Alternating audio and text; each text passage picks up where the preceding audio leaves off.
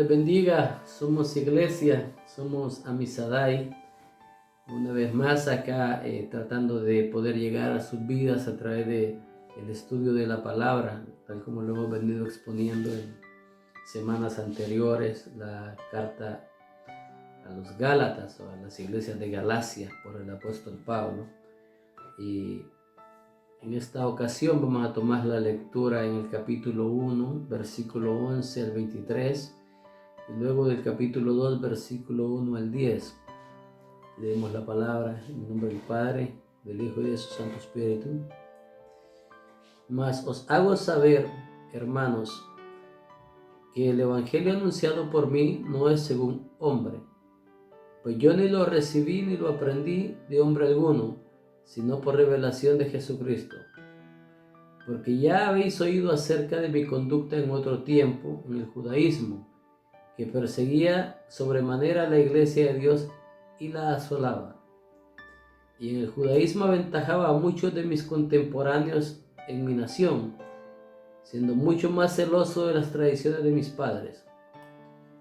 Pero cuando agradó a Dios, que me apartó desde el vientre de mi madre y me llamó por su gracia, revelar a su Hijo en mí para que yo le predicase entre los gentiles, no consulté enseguida con carne y sangre, ni subí a Jerusalén a los que eran apóstoles antes que yo, sino que me fui a Arabia y volví de nuevo a Damasco. Después, pasado 3 años, subí a Jerusalén para ver a Pedro y permanecí con él 15 días. Pero no vi a ningún otro de los apóstoles, sino a Jacobo, el hermano del Señor. En esto que os escribo, he aquí delante de Dios que no miento. Después fui a las regiones de Siria y de Cilicia, y no era conocido de vista a las iglesias de Judea que eran en Cristo. Solamente oían decir: aquel que en otro tiempo nos perseguía, ahora predica la fe que en otro tiempo asolaba, y glorificaban a Dios en mí. Después, pasado 14 años, subí otra vez a Jerusalén con Bernabé, llevando también conmigo a Tito.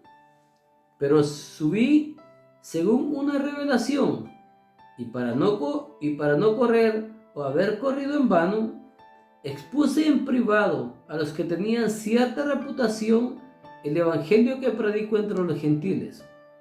Mas ni aun Tito, que estaba conmigo, con todo y ser griego, fue obligado a circuncidarse. Y esto a pesar de los falsos hermanos introducidos a escondidas, que entraban para espiar nuestra libertad que tenemos en Cristo Jesús, para reducirnos a esclavitud, a los cuales ni por un momento accedimos a someternos, para que la verdad del Evangelio permaneciese con vosotros. Pero los que tenían reputación de hacer algo, lo que haya sido en otro tiempo, nada me importa. Dios no hace acepción de personas. A mí, pues los de reputación nada nuevo me comunicaron. Antes, por el contrario, como vieron que me había sido encomendado el evangelio de la incircuncisión, como a Pedro el de la circuncisión, pues el que actuó en Pedro para el apostolado de la circuncisión, actuó también en mí para con los gentiles. Y reconociendo la gracia que me había sido dada, Jacobo, Cefas y Juan, que eran considerados como columnas, nos dieron a Bernabé y a mí la diestra en señal de compañerismo, para que nosotros fuésemos a los gentiles y ellos a la circuncisión. Solamente nos pidieron que nos acordásemos de los pobres, lo cual también procuré hacer con diligencia. Padre, te doy gracias en esta oportunidad, oh Dios, porque por tu palabra, Señor, te pedimos que nos edifiques en tu obra a través de ella, oh Dios, que tu palabra corte en nuestra coraza, en nuestros corazones, Señor, y podamos rendir nuestras vidas a lo que tú demandas de nosotros a través de tu palabra, Señor. Te lo pedimos en el nombre de tu Hijo amado, Cristo Jesús. Amén. En las exposiciones anteriores hemos sentado precedentes en cuanto a la paternidad del libro y los destinatarios. Vimos las dos teorías en cuanto a las iglesias y la provincia de Galacia. Personalmente sé que es un problema bastante fuerte determinar la posición, y aunque mi posición es de la Galacia del sur, entiendo también que la Galacia, la teoría de la Galacia del norte tiene fuerte posición también a la hora de determinarlo.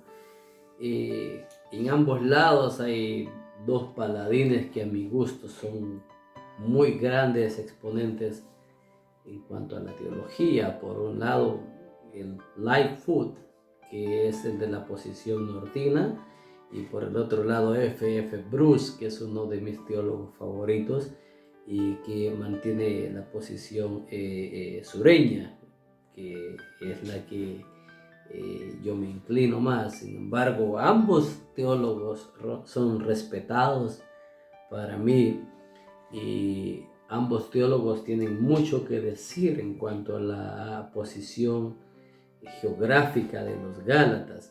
Es importante que entendamos que, si bien es cierto, esta es una discusión en cuanto a los Gálatas del norte y los Gálatas del sur, es importante la posición que tomemos, como lo dije anteriormente, para determinar la fecha del libro.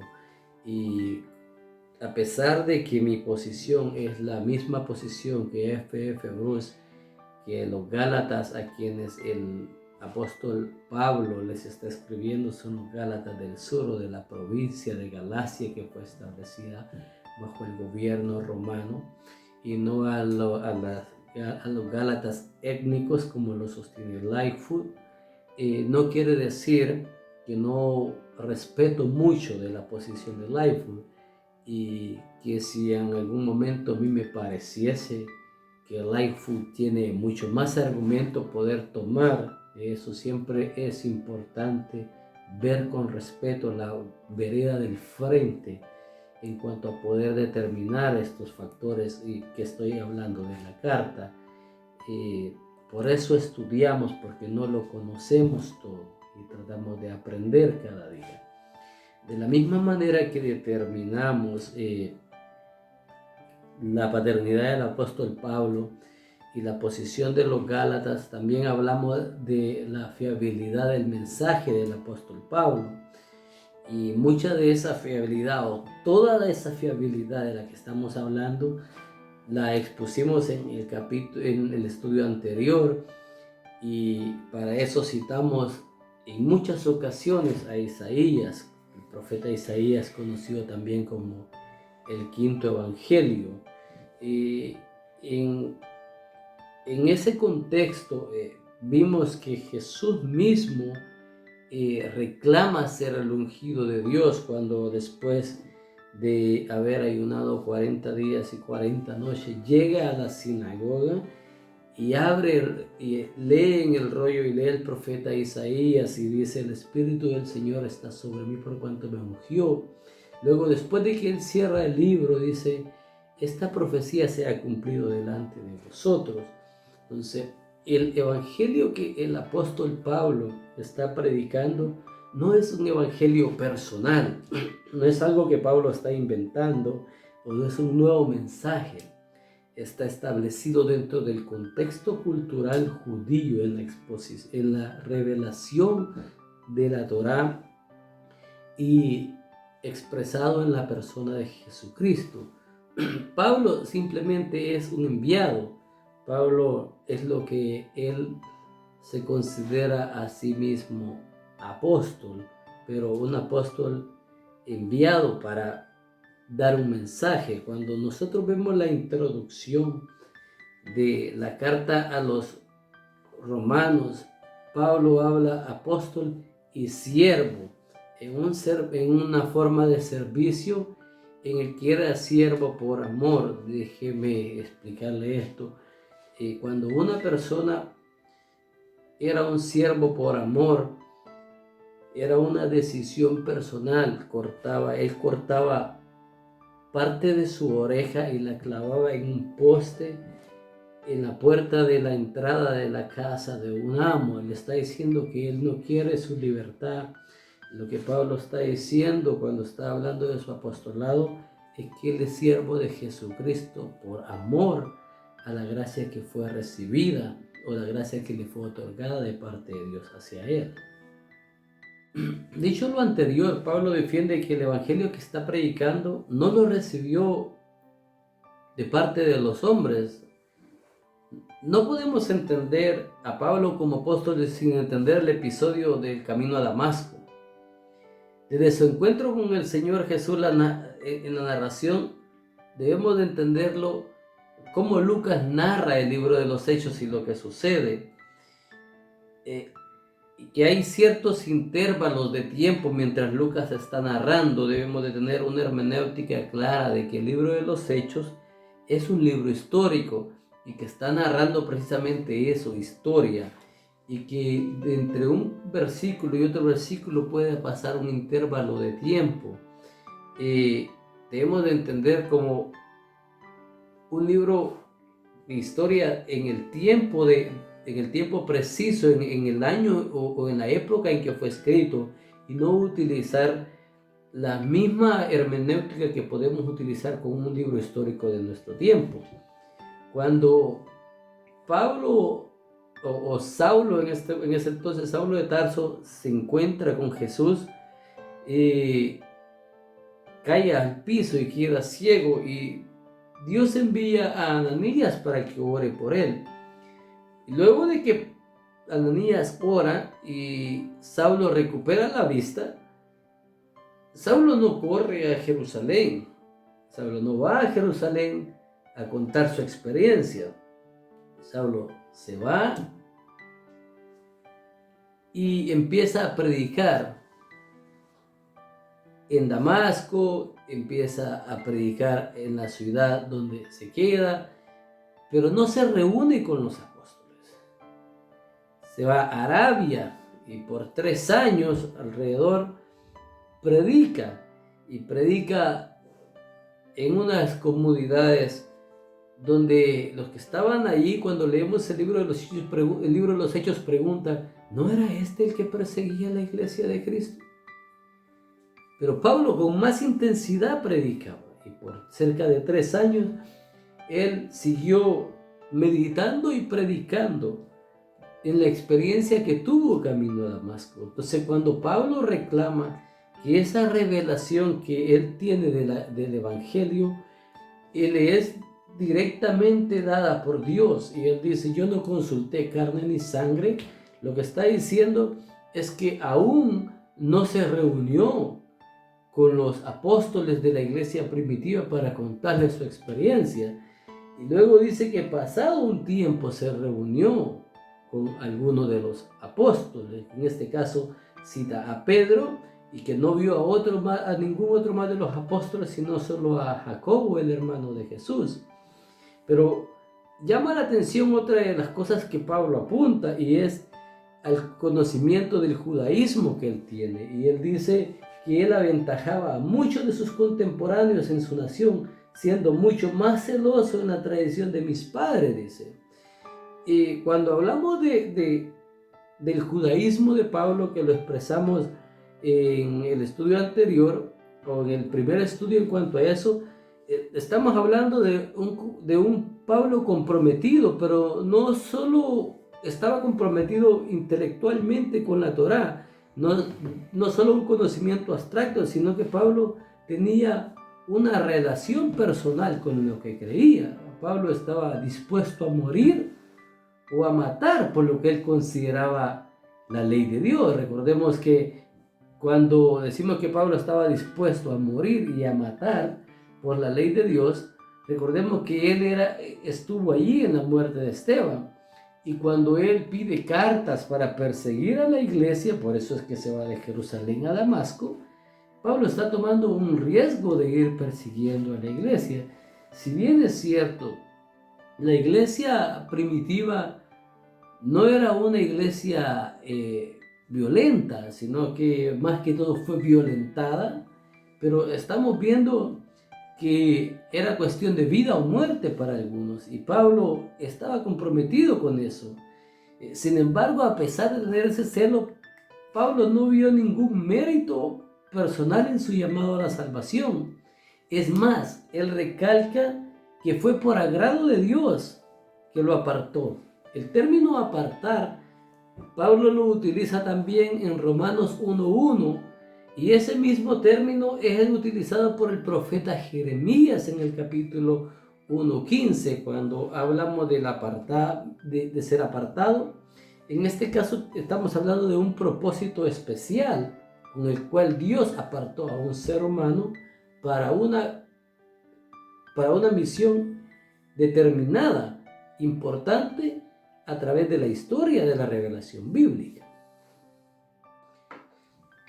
En ese contexto, Dios escoge al apóstol Pablo porque Él ve de antemano lo que va a pasar. En nuestra capacidad finita, nosotros no pudiésemos entender la elección o la forma en que Dios elige a un ser humano, pero Dios tiene un propósito especial para el apóstol Pablo. Lo escoge con algo preciso en la omnisciencia de Dios, en su capacidad de ver de antemano, y entendiéndolo bajo ese contexto teológico podemos entender lo que Dios le dice a Ananías en el capítulo 9, versículo 15 del libro de los Hechos. Dice: ve, porque instrumento escogido me es este para llevar mi nombre en presencia de los gentiles y de reyes y de los hijos de Israel. Entender esa soberanía de Dios. Dios, a través del tiempo, a través de la historia, ha escogido hombres y mujeres que los ha capacitado y usado para su gloria, para la gloria de su nombre. Pablo fue un instrumento de Dios, y cuando Dios lo llama, Pablo no corre a Jerusalén, sino que de nuevo cito y se va para Arabia y se queda predicando en Damasco. Y pasado un tiempo, Pablo viene a Jerusalén. Esta vez que regresa y que él cita en la carta a los Gálatas, es algo importante porque es la primera vez que Pablo desciende a Jerusalén después de la muerte de Esteban. En Gálatas, Pablo no nos dice que fue tan difícil poder llegar al seno de la iglesia, y tampoco nos dice cuáles fueron las circunstancias que lo llevaron a Jerusalén. Pero cuando nosotros vemos el libro de los Hechos en el capítulo 9, versículo 23 al 31, vemos que la situación por la cual Pablo desciende es porque lo querían matar. Y podemos verlo, como dije, en el capítulo 9, versículo 23, dice: pasados muchos días los judíos resolvieron en consejo matarle, pero sus acechanzas llegaron al conocimiento de Saulo, y ellos guardaban a la puerta de día y de noche para matarle. Entonces los discípulos tomándole de noche, le bajaron por un muro colgándole en una canasta. Luego, después de eso, Lucas habla que regresó a Jerusalén, y en ese estado en Jerusalén, Pablo en el libro de los Gálatas dice que se reunió con Pedro, y nosotros diríamos: bueno, se reunió. Sin embargo, cuando vemos esto, vemos que los apóstoles no lo querían recibir, tenían miedo de él, y que fue Bernabé el que fue y lo tomó y lo introdujo. Luego dice: cuando llegó a Jerusalén trataba de juntarse con los discípulos, pero todos le tenían miedo, no creyendo que fuese un discípulo. Entonces Bernabé, tomándole, lo trajo a los apóstoles y les contó cómo Saulo había visto en el camino al Señor, el cual le había hablado, y cómo en Damasco había hablado valerosamente en el nombre del Señor Jesús. estaba con ellos en Jerusalén y entraba y salía ese. Sin embargo, cuando nosotros vemos Gálatas, Pablo no menciona eso. Aquí encontramos otro problema en la lectura, porque cuando Pablo dice en Gálatas que se reunió con Pedro y con Jacobo, dice que no encontró a ninguno de los otros apóstoles. Sin embargo, Lucas acá dice que Bernabé lo trajo a los apóstoles. La situación por la cual Pedro no se pudo reunir con los otros apóstoles no queda clara en la carta de los Gálatas. Y el problema que encontramos en Hechos es que Lucas, en la pluralidad de los apóstoles, está diciendo que Pablo se reunió con ellos y no macha la historia en cuanto a que en cuanto a que Pablo se haya reunido con ambos. Lo único que podemos decir es que Lucas aquí cuenta a Santiago, el hermano de Jesús, como uno de los apóstoles. En el sentido más amplio, Santiago no era uno de los apóstoles. Sin embargo, el liderazgo que Santiago tiene dentro de la iglesia primitiva lo podemos catalogar a la altura de los apóstoles. Luego vamos a ver más adelante que en el capítulo 15, en lo que es el concilio de Jerusalén, es Santiago quien toma la batuta y habla como uno de los líderes dentro de la iglesia primitiva. Si también tomamos en cuenta que la primera carta o el primer escrito nuevo testamentario es la carta de Santiago, el hermano de Jesús, podemos ver la autoridad y podemos ver la influencia que el hermano de Jesús tenía dentro de la iglesia primitiva en su nacimiento. Por lo tanto, podemos aceptar el testimonio de Lucas cuando lo pone al nivel de los otros apóstoles. Pablo estuvo muy poco tiempo con los hermanos en Jerusalén. Ni Gálatas ni Hechos nos dicen mayores detalles en cuanto a la visita, solo se dice que las iglesias tenían paz.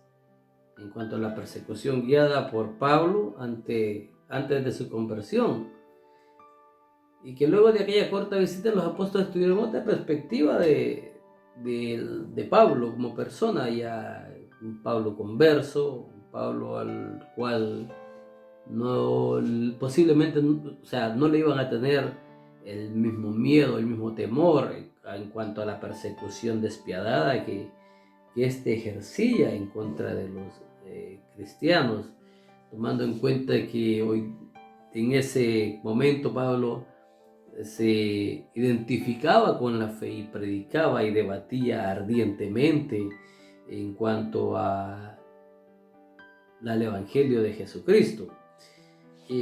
Luego, el capítulo 2 es uno de los pasajes más complejos de la carta por muchos detalles y que vamos a estarlos analizando poco a poco. Aquí se habla en esta ocasión de la segunda vez que Pablo visita a Jerusalén después de su conversión, y esta vez se dice que fueron 14 años después.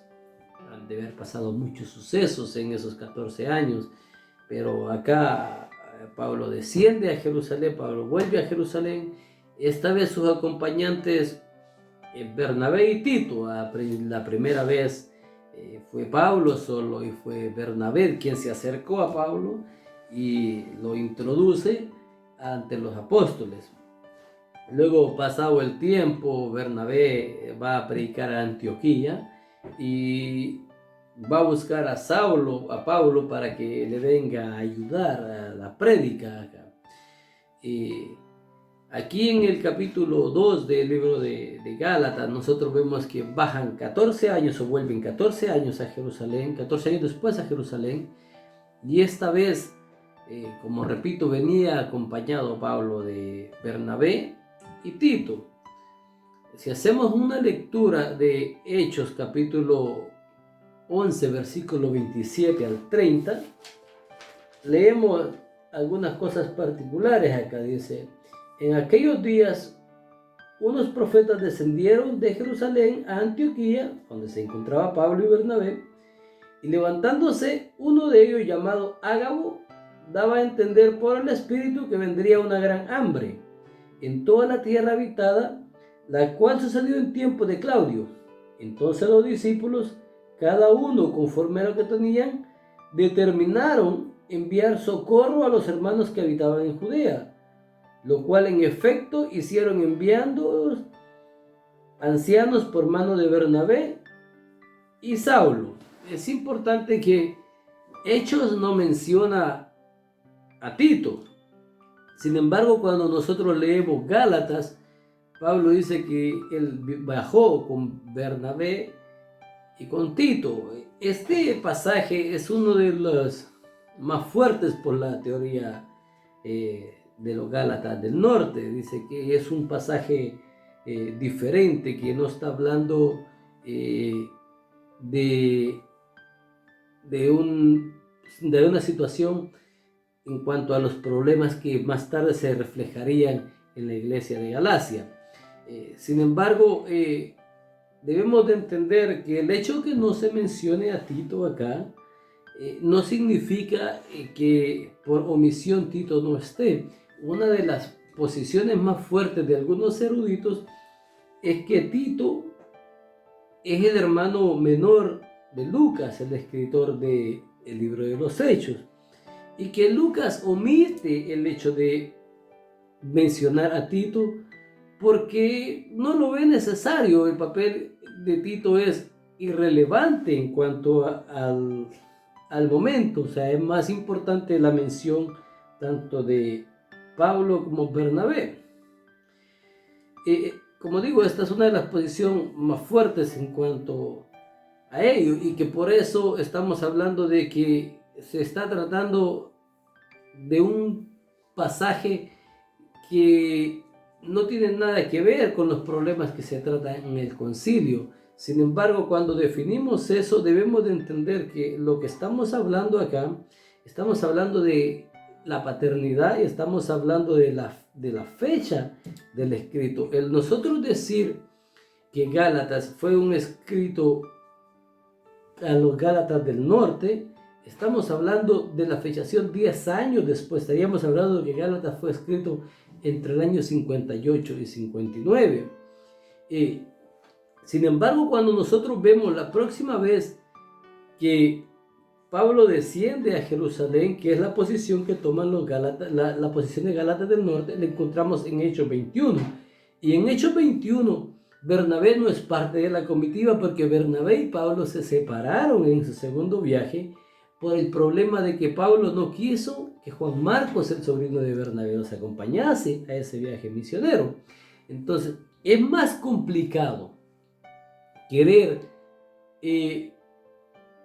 decir que el viaje del cual se está hablando fue cuando Pablo viene en su tercera vez a Jerusalén, porque en esa tercera vez Bernabé no es parte de la comitiva. Sin embargo, en esta vez a la que Pablo está hablando en Gálatas, Bernabé es parte de la comitiva. Aunque no aparezca Tito, lo podemos deducir por omisión.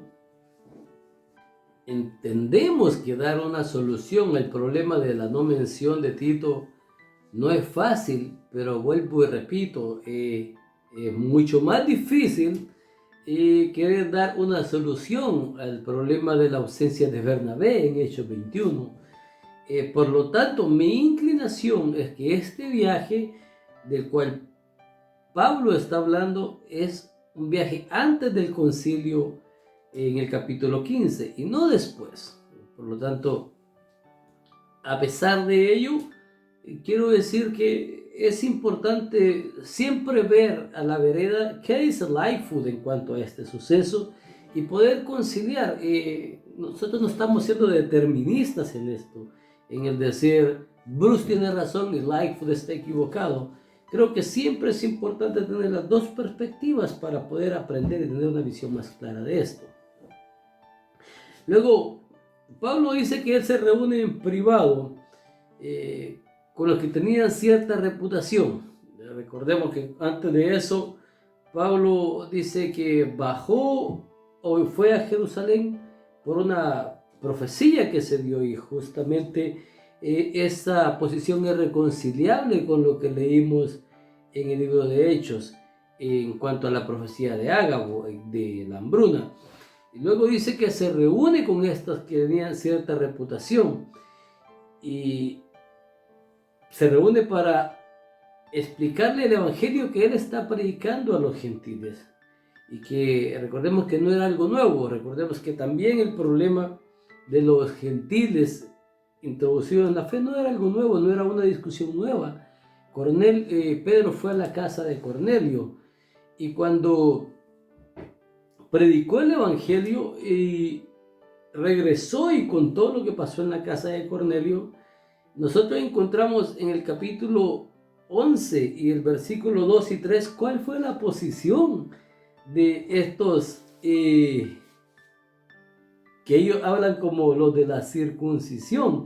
Y voy a leer lo que le dijeron, el capítulo 11, verso 2. Cuando Pedro subió a Jerusalén, disputaban con él unos que eran de la circuncisión, diciendo: ¿por qué has entrado en la casa de hombre incircunciso y has comido con ellos? Era un problema ya dentro de la iglesia primitiva, el hecho de predicarle a los gentiles. Había ciertas personas que pretendían tener un celo a estas personas. Pablo lo llama los falsos hermanos. Esa era una acusación grave de parte de Pablo, una acusación confrontacional, por decirlo de esta manera. Los de la circuncisión siempre vieron un problema en la exposición del evangelio a los gentiles, y hablaban de conceptos tanto teológicos, racistas y exclusivistas. No solo era un problema de teología, los problemas teológicos siempre tienen que tratarse a la luz de la Escritura. Ahora, entendiendo bien que la iglesia naciente del Nuevo Testamento, lo único que tiene en ese entonces es el Antiguo Testamento, pero tiene algo que es el testimonio apostólico, que es de vital importancia. Recordemos que los escritos apostólicos, muchos de ellos apenas se están recopilando en ese momento, y muchos de ellos, en su gran mayoría, daban testimonio de la experiencia de lo que ellos habían vivido con el Señor Jesús. En este contexto debemos entender lo que pasa en la casa de Cornelio y lo que Pedro habla del testimonio que pasó en la casa de Cornelio y cómo Dios le habló a su vida, diciéndole lo que Dios limpió, que no lo llame inmundo. Entonces debemos entender que esa experiencia tiene un gran valor dentro de la iglesia primitiva. Aunque no había un escrito de ello, había una experiencia testimonial de parte de los apóstoles que apuntaba a que lo que Dios estaba hablando era un actuar de Dios a través de la historia, a través del momento que se está viviendo. Y en ese sentido, Dios le da a entender, o Dios le da el mensaje a Pedro, de que los gentiles también estaban alcanzando salvación, estaban alcanzando el entendimiento. Veámoslos en Hechos 11, versículos 17 y 18. Dice: Si Dios pues le concedió también el mismo don que a nosotros que hemos creído en el Señor Jesucristo, ¿quién era yo que pudiese estorbar a Dios? Entonces, oídos estas cosas, callaron y glorificaron a Dios, diciendo: de manera que también los gentiles ha dado Dios arrepentimiento para vida eterna. Entonces, la salvación, lo que está diciendo el apóstol Pedro es que la salvación no solamente era para los judíos, sino también para los gentiles. La obra expiatoria de Cristo no se resumía solo a la casa de Israel, sino que se resumía, lo que veremos más adelante, a las promesas abrámicas, que en ti serán benditas todas las naciones de la tierra. La salvación que Jesucristo otorga trasciende, va más allá de las fronteras físicas, culturales y religiosas. El tema de circuncidar a los nuevos creyentes, como estaban proponiendo, estaban exigiendo, algunos derrumbaba la expresión de fe, ya que no le daba la gloria a Dios como debería ser, y era volver a los ritos de la ley. No es que la ley sea mala en sí. La ley es una expresión de amor de Dios para Israel, debemos de entender eso. Dios le da la ley a Israel como una expresión de amor, pero esa ley de expresión de amor apuntaba hacia la venida de Cristo. Y sin esa obra expiatoria en la cruz, la ley era incompleta, por lo tanto los rituales de esta misma no alcanzaban para estar a la altura del sacrificio de Cristo. Pablo, conocedor de la ley, no desprecia la ley en sí, sabía que su uso por siglos fue una bendición para su pueblo. Sin embargo, también sabía que la ley era una expresión culposa. O sea, cuando hablamos de que la ley era una expresión culposa, es que la ley, en realidad, el hombre estaba ajeno a reconciliarse con Dios. Uno de los pasajes más fuertes en cuanto a esto, nosotros lo encontramos en Lucas, en el capítulo 18, verso 18. Y voy a tomar esa lectura, Lucas 18, 18.